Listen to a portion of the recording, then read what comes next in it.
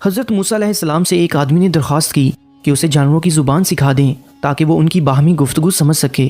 حضرت موسیٰ علیہ السلام نے فرمایا اس بات کو چھوڑ دے کیونکہ اس میں کئی خطرات پوشیدہ ہوتے ہیں۔ قاعدہ ہے کہ جس بات سے منع کیا جائے اس کی طرف رغبت اور بڑھتی ہے۔ عرض کرنے لگا سرکار آپ اللہ تعالیٰ کے نائب ہیں، میری استدعا قبول فرمائیں۔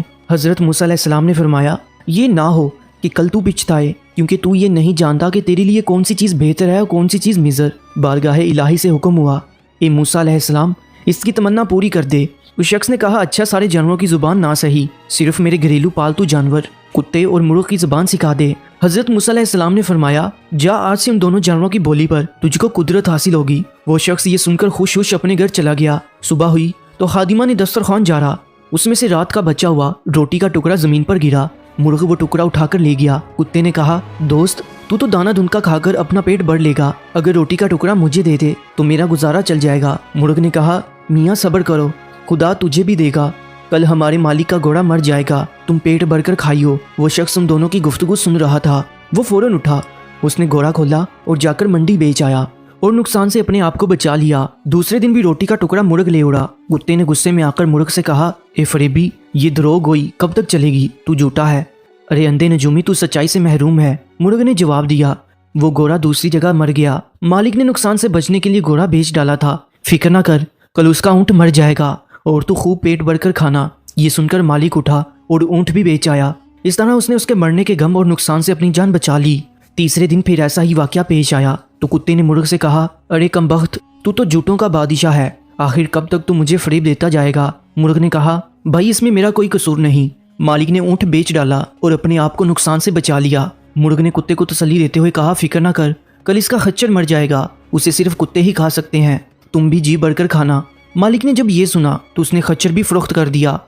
مالک اپنی ہوشیاری پر بے حد خوش تھا کہ وہ یک کے بعد دیگرے 3 حادثوں سے بچ گیا اور کہنے لگا جب سے میں نے مرغ اور کتے کی زبان سیکھی ہے قضاء و قدر کا رخ پھیر دیا ہے۔ چوتھے دن کتے نے مرغ سے کہا اے مرغ وہ تیری پیشین گوئیاں کیا ہوئی، یہ تیری مکاری اور جھوٹ کب تک چلے گا؟ مرغ نے کہا توبہ توبہ، یہ غیر ممکن ہے کہ میں یا میرا کوئی ہم جنس جھوٹ بولے، ہماری قوم تو موزن کی طرح راست گو ہے، ہم اگر غلطی سے بے وقت اذان دے بیٹھے تو مارے جائیں۔ مالک نے اپنا مال تو بچا لیا لیکن اس نے اپنا خون کر لیا۔ ایک نقصان 100 نقصان کو دفع کرتا ہے، جسم اور مال کا نقصان جان کا صدقہ بن جاتا ہے۔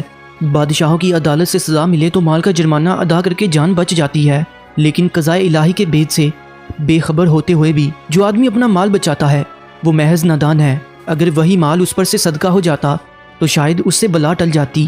اب کل یقیناً مالک خود مر جائے گا، اس کے وارث اس کی وفات پر گائیں ذبح کریں گے، بس پھر تمہارے وارے نیارے ہیں۔ گھوڑے، اونٹ اور خچر کی موت اس نادان کی جان کا صدقہ تھا، وہ مال کے نقصان سے تو بچ گیا لیکن اپنی جان گنوا بیٹھا۔ مالک مرغ کی باتیں غور سے سن رہا تھا، جب اس نے اپنی موت کی پیشین گوئی سنی تو مارے خوف کے تھر تھر کانپنے لگا، گرتا پڑتا حضرت موسیٰ علیہ السلام کی بارگاہ میں حاضر ہوا اور روتے ہوئے عرض کیا کہ خدا کے پیغمبر علیہ السلام میری دستگیری فرمائیے۔ حضرت موسیٰ علیہ السلام نے سن کر فرمایا کہ میں نے تمہیں کہا تھا اس ہوس کو چھوڑ دے کیونکہ اس میں کئی خطرات پوشیدہ ہیں، مگر تو نہ مانا۔ اے عزیزم اب تیر کمان سے نکل چکا ہے، اس کا لوٹ کر آنا فطرت کے خلاف ہے، اب میں تیرے لیے سلامتی ایمان کی دعا کر سکتا ہوں۔ یہ سن کر اس نوجوان کی طبیعت دفعتاً بگڑ گئی اور وہ کہہ کرنے لگا یہ اس کی قیم موت کی علامت تھی۔ اس کو گھر لے جایا گیا، گھر پہنچتے ہی وہ مر گیا۔